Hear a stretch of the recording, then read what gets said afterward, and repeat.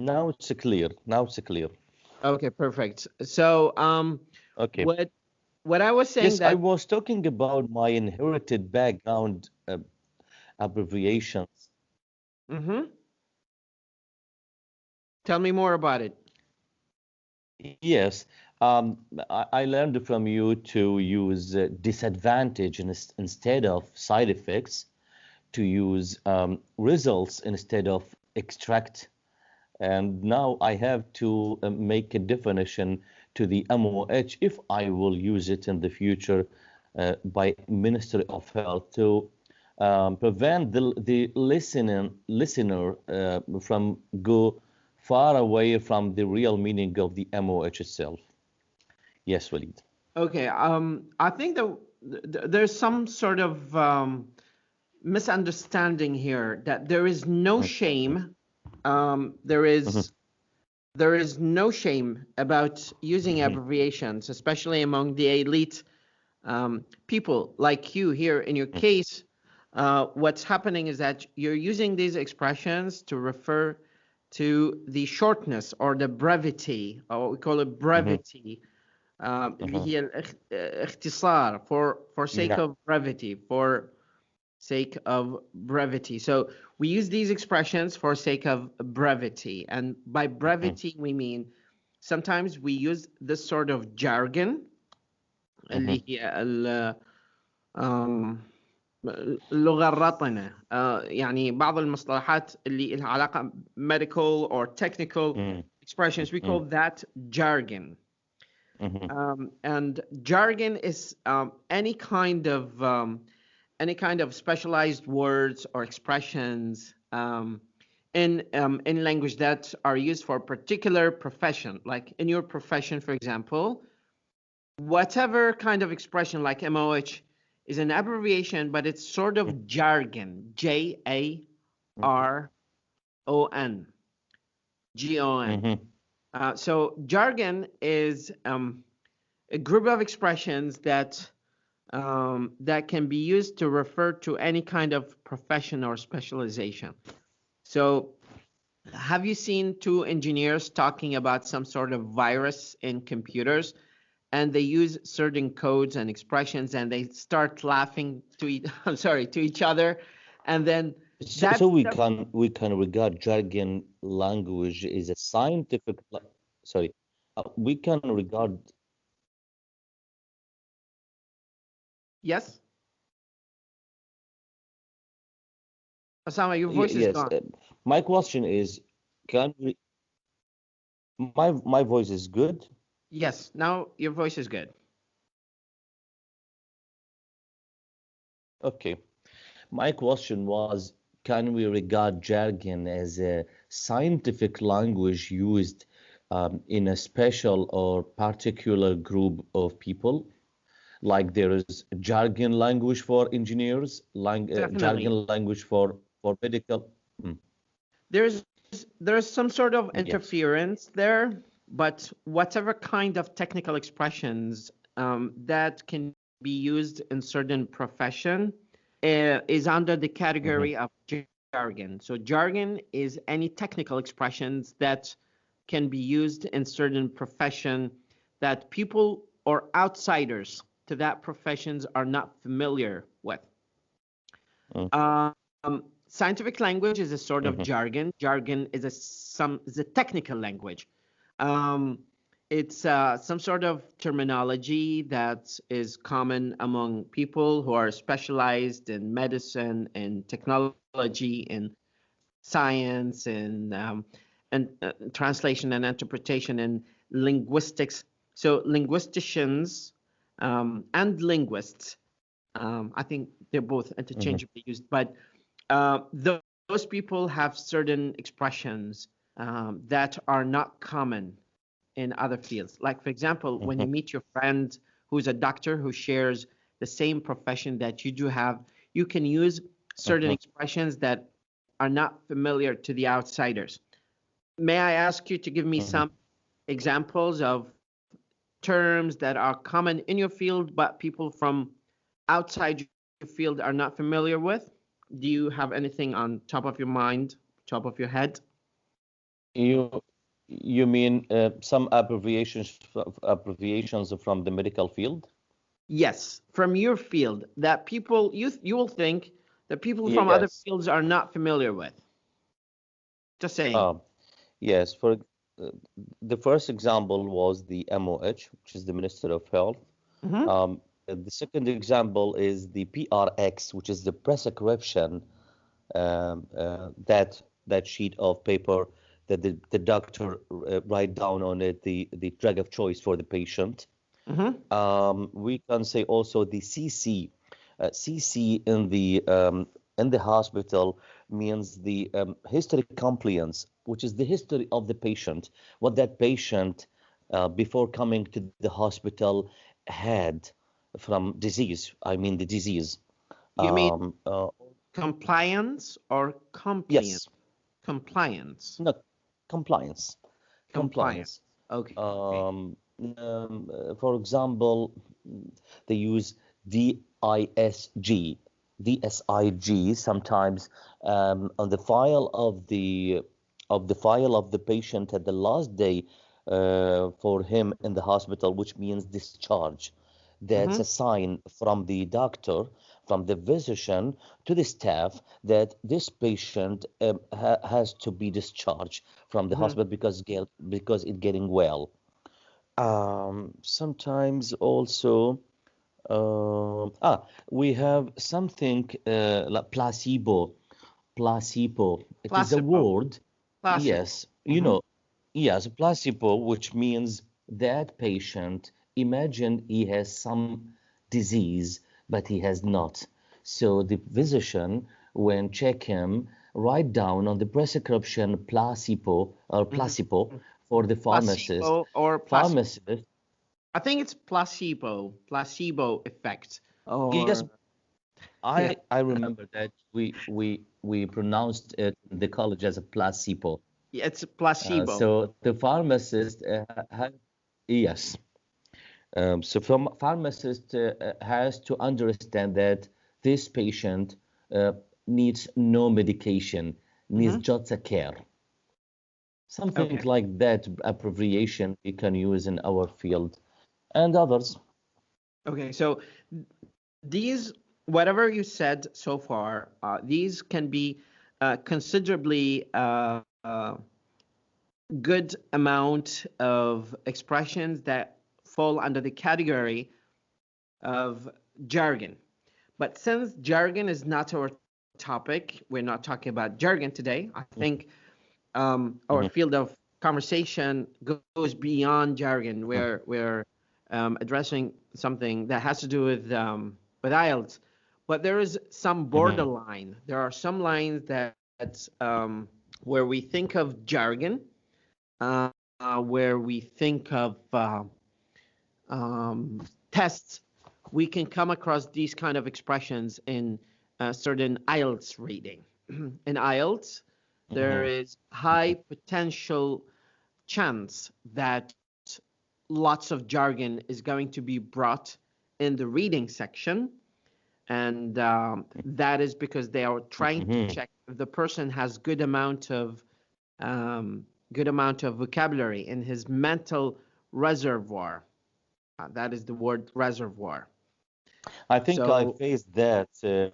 I think I faced that, Walid, and the test that you have shared with me, and the mhm, example test. yeah. Hmm.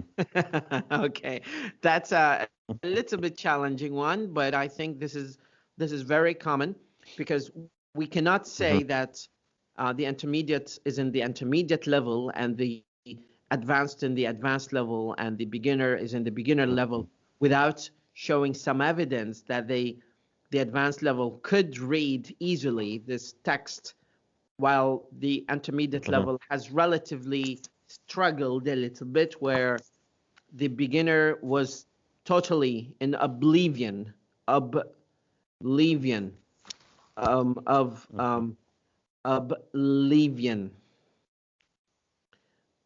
of these expressions and this amount of Yeah. vocabulary in reading. So it's there should be some sort of tool to measure that. And let me tell you something before we delve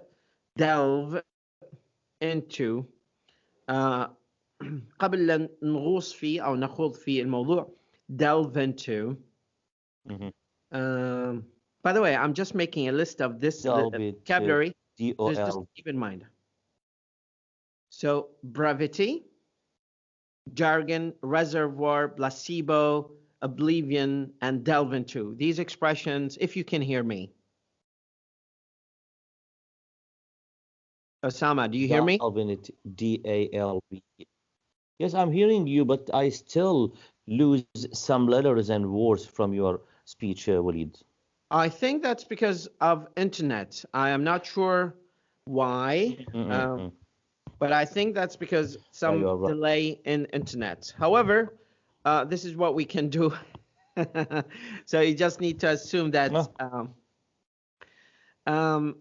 these expressions that I'm telling until the live to be much better. Okay. So these are very important expressions I want you to keep in mind. Okay, perfect. So what I was trying to say is that these are very common expressions, and trying or attempting to at least use them in your writing is going to be of great value to you as a test taker in IELTS writing, and it will be of a great value to you as a reader in IELTS. And there. Do you think this? Sorry, Walid, but I think our test today to be discussed between us is a sample of the speaking. Am I right? Yes, we are moving to this right now. Yes, we are moving to the speaking. Do you know what my big or the most important problem in speaking? I can hold any conversation with any people about any topic, but my problem is to choose or find the right word and the right time. That's my problem. I can assure you that this is of very low priority, and despite the fact that this is seemingly very challenging and struggling issue to you, but I assure you this is very simple and solvable sort of dilemma that we can deal with it.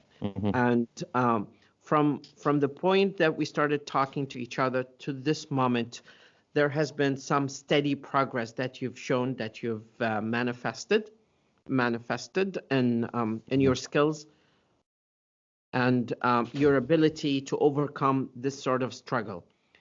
To clarify the major reasons why there is this sort of struggle that you have as an English speaker, first, we're using English as our second operating system in our mind. So when we are talking to people, there is some interference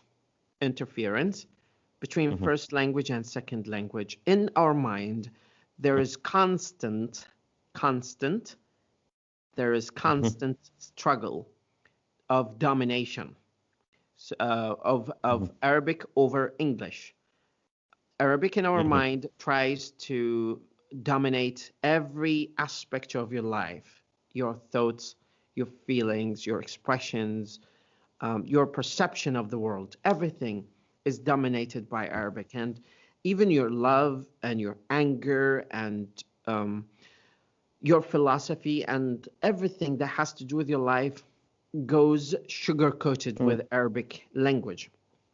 English is inferior, and once you start stimulating and activating English in your mind, there is going to be some jealousy, like the jealousy once you have your second wife.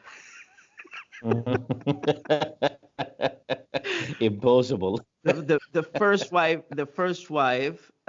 wife whose her name is who's Arabic will become very jealous of the second wife. So it's going to struggle to dominate the second wife, which is English. And in this way, there is going to be something we call interlanguage, where you're going to use some forms and structures from Arabic into English, thinking that they are suitable to this context. For example, when we say, I would like to express, I would like to express and tell you my feelings. The word express and tell is actually not English structure, it's Arabic. أود أن أعبر وأقول مدى امتناني عن مدى امتناني.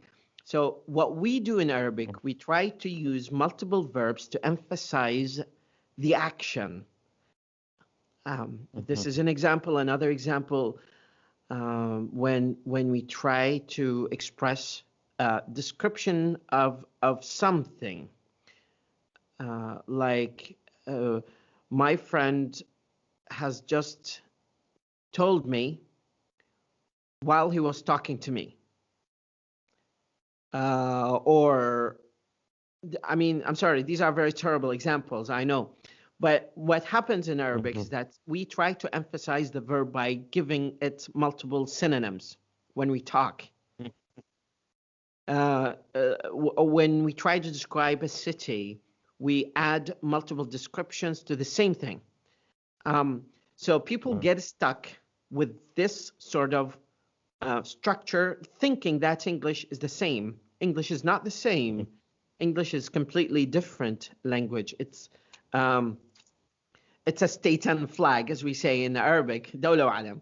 So when we use English, we need to understand the culture. We cannot dissect or dissect. Dissect. And then interference. Please write down these words in case you need them. Perception. Of course, I'm doing it. So we have brevity, we have jargon, we have reservoir, we have placebo, we have oblivion, اللي هو طي النسيان. We have delve into, نغوص فيه أو ندخل في التفاصيل. We have the word manifested, yes. Dissect or dissect, interference, and perception. So what happens is that we're thinking we are misled by our Arabic mind thinking of that. Let me give you an example. When we think of the word key, the word key, for example, let's forget about key. Let's think of the word moon. When we talk about the moon, we say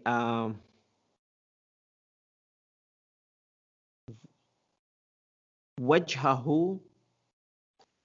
I'm talking about the moon. كالقمر. Okay. لونه أصفر. Let's think of this expression. I am talking to you about the moon. Okay. So in your mind, you have an idea that I'm talking about the moon. Okay? Okay. Now, if I want to say وجهه أصفر, I'm talking about the moon. How do you say that in English? Literally, I will say its color is yellow. Okay. That's interesting. How about if I say, I'm talking to you about the sun, and I say, وجهها أبيض. I'm talking about the sun.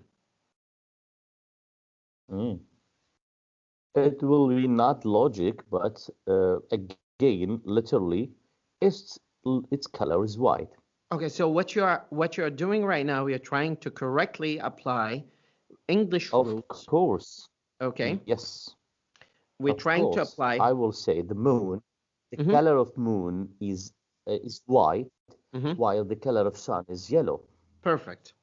So far, that's completely correct.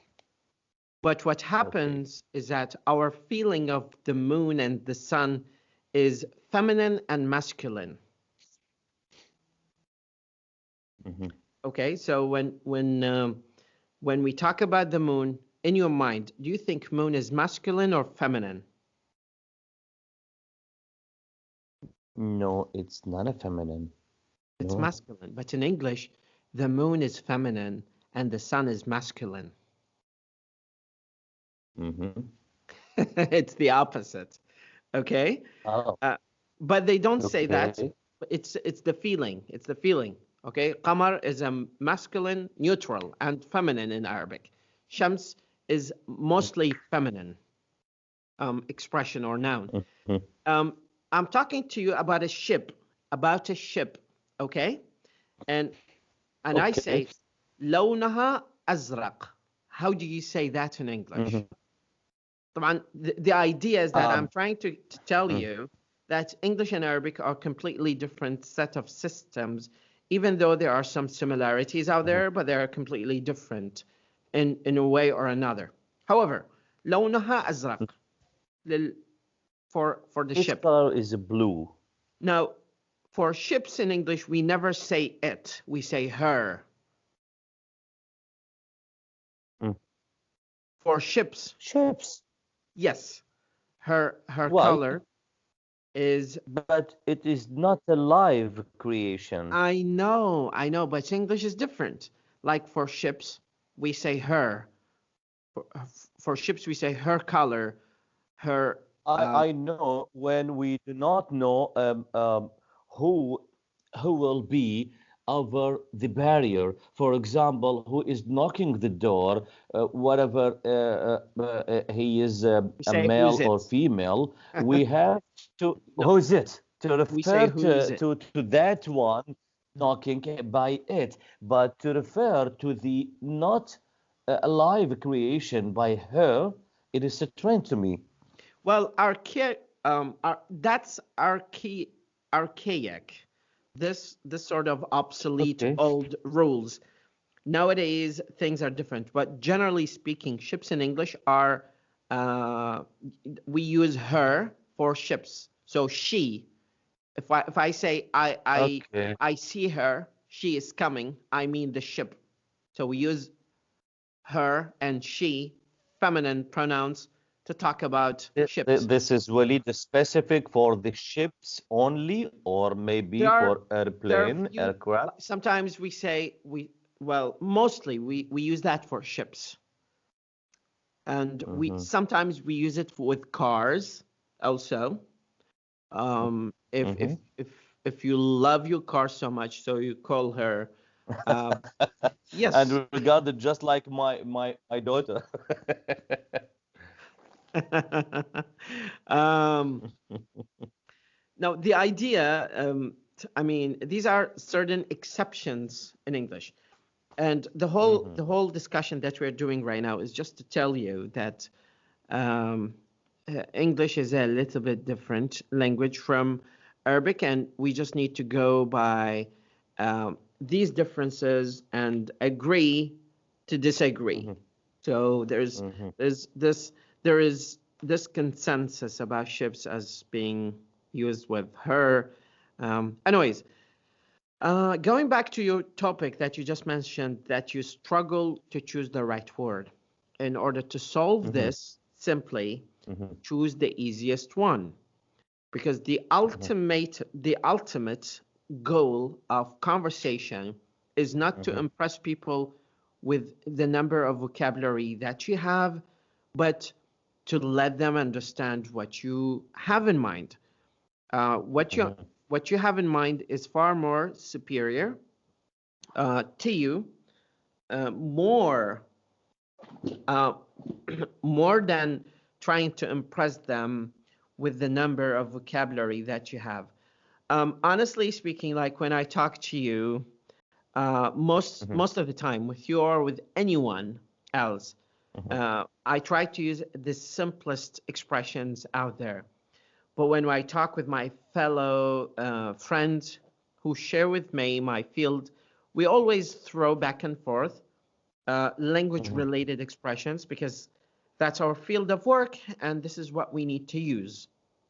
Mhm. So nobody nobody recommends using complicated vocabulary uh, to talk to people. Nobody likes that in English. We only use it in academic writing because this is Mhm. the customs and tradition to use impressive vocabulary and show that you have some good talent and intellectual skills.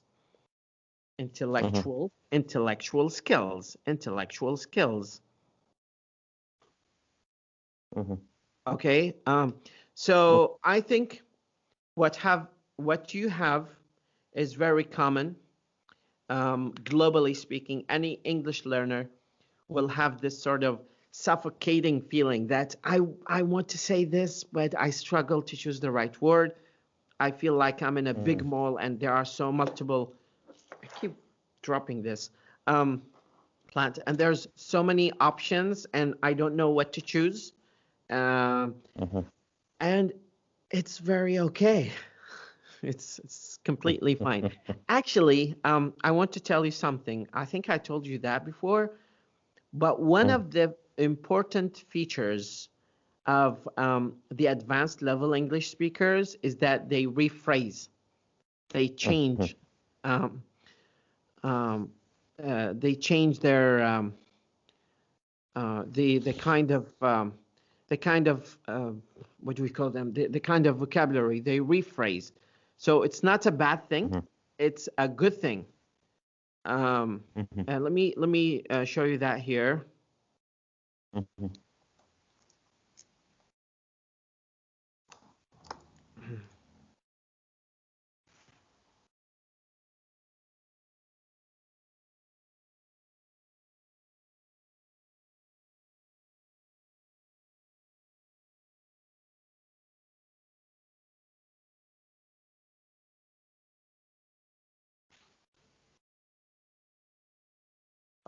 Walid, are you with me?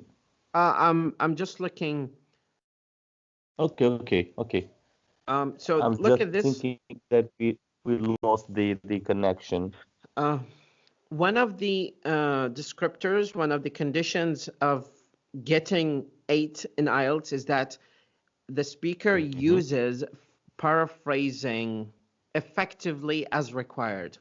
So they constantly paraphrase when they talk. Like they say something and they paraphrase it because they think that the other person hasn't understood the idea clearly. So they just paraphrase. So they have this weapon, they have this skill of paraphrasing effectively.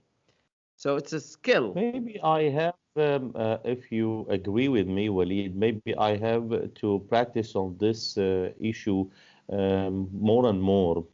Maybe Well, I have actually, to we are, to see more samples to rephrasing the ideas or the sentence that in my mind I right think time. I think that's good, but under certain measurements. However, what we've been Okay. doing is indirectly, we've been Mhm. doing this sort of practice. So I try to always stretch your speaking skills and take you in boundaries, beyond boundaries of being able to speak comfortably and put you under Mhm. pressure and let people listen to you and feel that you are a Mhm. public speaker and talk in front of audience and let me shut up here and stop talking and go back to our major topic because we are running out of time here. I didn't Mhm. notice that it's almost No 9:45. problem. No problem. See, No Mr. problem. Osama, in our agenda Yeah. for this week, January 28th to January 31st of 2021, Mhm. you Mhm. have 3 tasks. Task number one Mhm. is do the listening, and task number two is do the reading. Mhm. And when once you do the reading, I think there are two ways to do it. We either ask you Mhm. to take the reading test and see what you struggled with and deal with it, or do Mhm. some preparation before you take the reading and then Mhm. give you the task.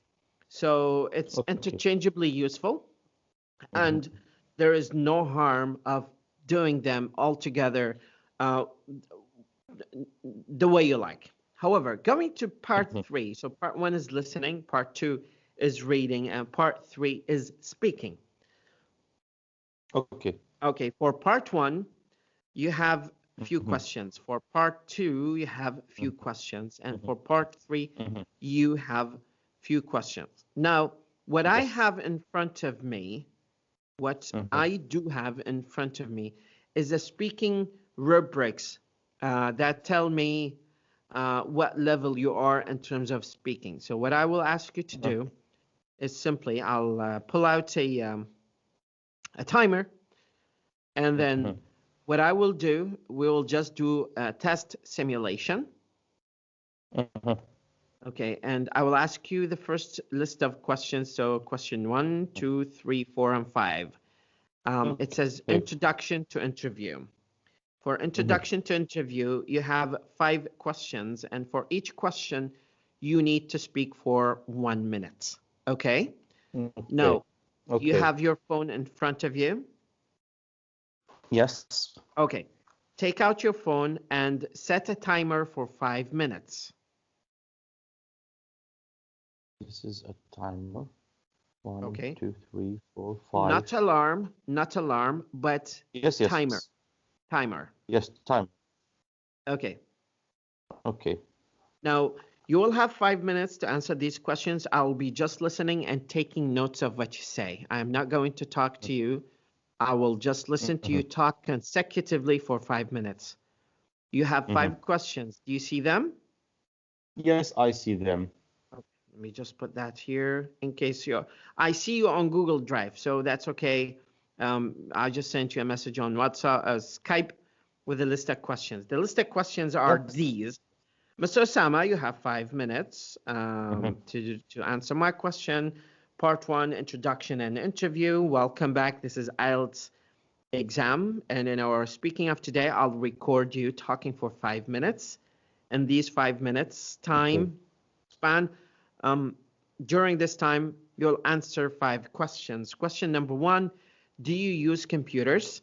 Question number 2, how often do you use your computer? Question number 3, what kind of activities involve using computers? Question number 4, how important is your computer to you? Question number 5, what kind of computer skills do you have? You have 5 minutes to answer my question. I am just going to take notes while you're speaking. 5 minutes started now. Go. Well, I'm using computer because it represents a tool that enables me to perform a large part of my business in daily work. I'm using the computer for 4 to 5 hours per day, and sometimes more than that because of the load of business, or maybe for a meeting on Zoom or any other connection or communication medium. The kind of activities that involved in computers for me regarding the kind of activities involved in my using computer is receiving and sending emails, downloading files related to my business, reading some topics, maybe news, sometimes watching some videos on YouTube, and other times maybe getting some communications with the others through the social medias like Twitter or Facebook. My computer is important to me not because it is the tool of my business or the tool that I use to do my business, but it is just like a box that I'm keeping all my personal documents and the business documents, the family photos, and other important or crucial things in it. I can consider myself good user in computer because I'm using the basic programs, and I'm good in the basic programs in the computer, like the Microsoft program and Photoshop and something like that that aid me to do my business very well, to write the letters, to write the emails, to download the files, to send and receive anything through the email, to create emails for myself, to communicate very good, to use the communication applications or programs like Skype, Facebook, Twitter, or anything else very good. So I'm consider myself as a good user, not a professional one, but I'm a good user in my computer. Um, that's all.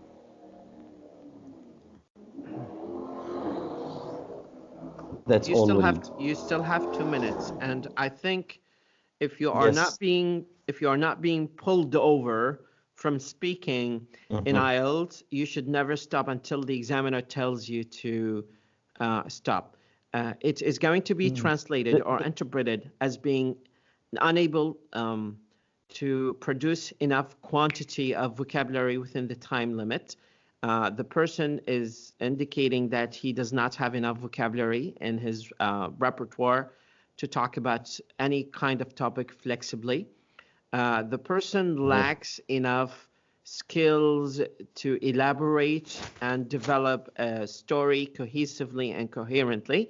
The person lacks enough lexical diversity, and the person lacks enough grammatical tools to enable him to smoothly transition from the introduction of the topic to the next topic to the next topic to the next topic.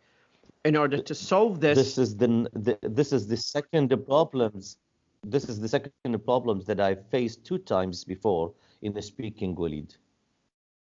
I understand, and this is why we are Yes. practicing that. We're just doing some simulation here, and I Mhm. hopefully can Mm. add some pressure on your on yourself right now to talk to me as if you're talking to an IELTS examiner.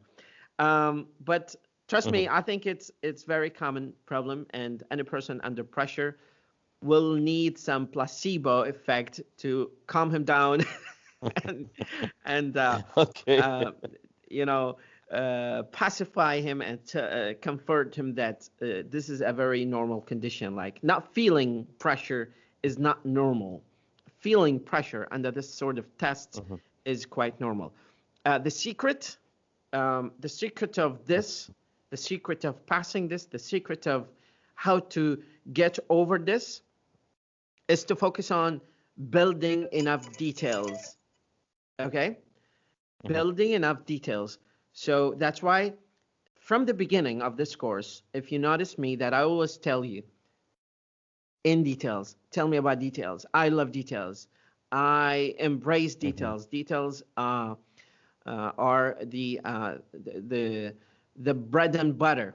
Um, the details is very impressive part of being able to speak naturally and effectively. Mhm. If you focus on details, you will overcome the issue of cohesion and coherence because you're elaborating or giving enough details. And when we talk about details, let's be Mhm. honest, we're just trying to add as many adjectives to nouns and as many adverbs to verbs, simply.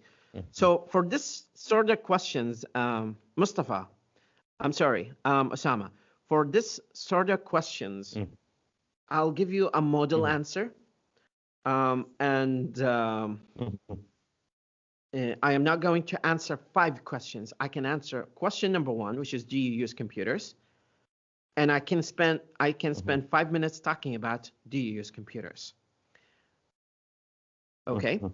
So the idea of using Okay. computers, um, let me give you a model answer, but this is not perfect answer, of course. But Mhm. I'll just show you how you can dominate the kind of conversation by changing the Mhm. tone of your voice, not speaking like Mhm. you are a dead comatose or zombie. You need to change your Mhm. tone to grab attention of the speaker, just like what I'm doing right now. Raising up the pitch of my sound and the stress and Mhm. the emphasis on certain vocabulary. I keep repeating certain common vocabulary that I want you to remember and use. This is very common. So, do you use a computer? This is a very significant aspect that we should address. Using a computer has become part of our reality. Without computers, we cannot access to people, we cannot access to media, we cannot access to news, we cannot access to education. Nowadays, our next generation has become more fused and engaged with computers than ever before, and that is because of the widespread internet and connectivity and 4G. So computers have become part of our life. Whenever we go, we keep hearing computers, laptops, microchips, processors, RAMs, and hard drives, and SSD. These have become these expressions have become part of our reality. So, do you use a computer? Is very rhetorical question. So, al-Balaghi, that does not need an answer. Do you use a computer means that, of course, I use a computer because it's part of my business and sustaining life and earn a living. Do you use a computer is equivalent to do you have money? If I don't have computer, I don't have money. So trying to understand that computers have become part of the necessities of the standard common modern family is a must. So computers have become part of our life, has become part of our work, has become part of our entertainment. So for these three major reasons, for work, for family, and for entertainment, using a computer has become part of the reality of modern society. So yes, I do use computers. Now, what you noticed here, I didn't deliver a sermon. أنا ما قدمت خطبة. I just thought of the question and I imagined that I am a public speaker in front of big audience. And I started bringing up as many details. What I understood from your what I understood from your presentation, that the secret word is the computer. You defined computer before you replying or answering. You are using computer or not? Of course, you need to paraphrase first, and you need to give a basic foundation for your topic because you need to build on people's background. Even though he's familiar with the question, but that does not mean that you should not build on his background. You need to engage the speaker and the listener because they are talking to you. So without engagement, without having them feeling that your English skills are impressive, they are not going to give you higher mark. You need to become a public speaker by presenting some of these skills. Rule of thumb, قاعدة الإبهام, that we call rule of thumb is whatever kind of question you're asked, just think of three major items to respond back to that question. So for example, if I ask you, do you use computers? Of course, I use computers for three major reasons. Reason number one, even if you don't have the reason, your mind is going to help you because you're going to give a context to your mind to think about, not wide open search bar. You're just giving your chance to your mind to think in very limited corner of your mind to find answers. And that is going to speed up the process of you speaking. Reason number two, and believe me, when you say reason number two, even if you don't have reason number two, your mind is going to provide you with enough vocabulary to talk about reason number two. And reason number three, ultimately and in conclusion and finally, these are the ending of the speech. And you say, finally, using computers is essential to anybody and to any modern family. So think of three reasons, and in these three reasons, focus on details. Very simple. Focus on details. Think of three reasons. Let me say, to answer any speaking question. One, focus on details. Two, think of 3 reasons. Now, 3 reasons is a trick. It is going to engage the listener and it will keep him waiting for reason 2 and 3. It will give him enough logical sequence to go through. So even if he was not listening to reason number 1, he's going to listen to reason number 2 and 3, which will ultimately think of your speech as very coherent. And eventually you have very good narrative skills or storytelling skills.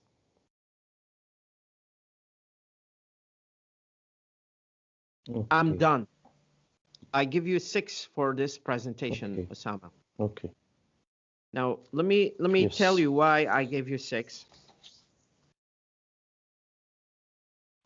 Are you there? Osama, are you there? Hello? Hello? Hello? Do You you- hear me, Walid? Yes, I hear you. Are you there? Okay. Yes, I'm here. Okay. Now, what I'm going to send you the descriptor for 4.6, like why people get 6 in this test quickly, so you can have a look at it. Okay.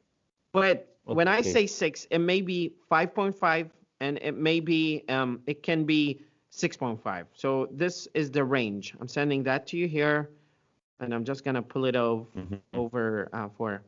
And in our next attempt, of course, we are going to practice this more. If you just keep that in mind, it's gonna help you a lot. Okay. You know, understand the procedure and. Yes. So here, if you open this small JPEG document, do you see it? I sent it to you on Skype. Yes. See, On Skype, yes.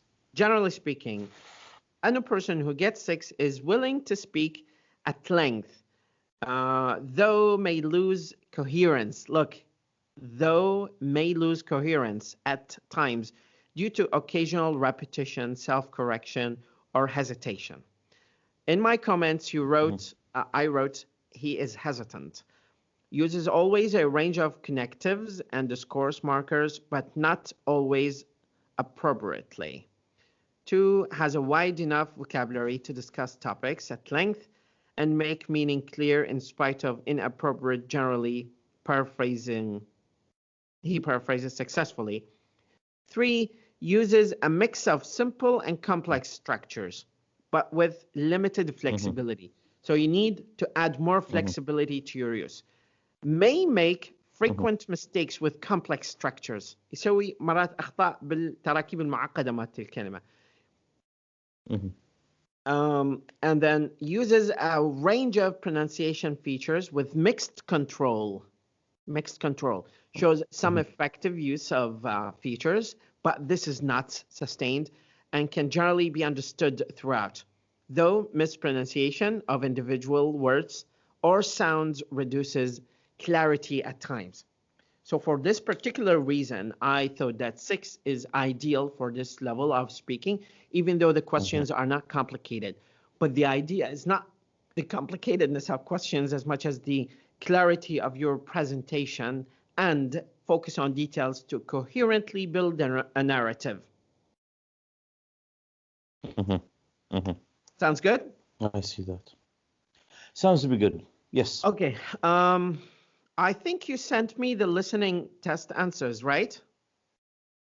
Yes. Okay. The So you first, sent them. the first task. Okay. Now, what I want you to do for our next meeting, of course, I just do a little bit of practice by yourself. And then next time we'll see if there is any improvement in your presentation skills for 5 minutes. I know it's easy, but it's not easy, believe me. So you need to do some preparation. Okay. I also recommend that you watch this video once it's uploaded. I'll send you a link to see what went right and what went wrong when you started talking. How about that? That's good. That's good. I like that. Okay, perfect. on this note, I would like to thank you so much, Osama, for this lovely meeting. And I look forward to see you in Thank this you, week, Waleed. inshallah. Thank you for this meeting, You're more than welcome. I hope inshallah. it was beneficial and eye-opening to you. Thank you very much. Thank Have a you. It's lovely kind of evening. you. Bye-bye. Thank you for you too. Thank you. Bye-bye.